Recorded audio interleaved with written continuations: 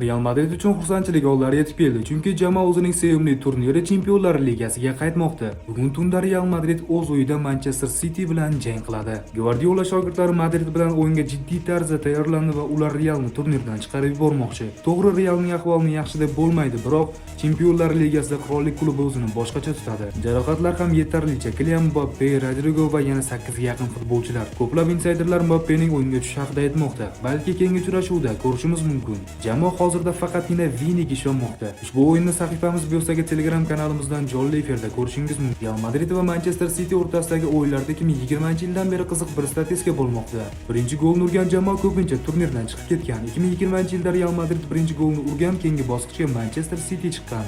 2022-yilda Manchester City birinchi golni urgan, keyingi bosqichga Real Madrid chiqqan. 2023-yilda Real Madrid birinchi golni urgan, keyingi bosqichga Manchester City chiqqan. 2023-yilda Real Madrid birinchi golni urgan, keyingi bosqichga Manchester City chiqqan. 2024-yilda Manchester City birinchi golni urgan, keyingi bosqichga Real Madrid chiqqan. 2024-yilda Manchester City birinchi golni urgan, keyingi bosqichga Real Madrid chiqqan. Bu safargi o'yin qay tarzda yakunlanadi? Izohlarda fikringizni yozib qoldiring va do'stlaringizga yuborishni unutmang.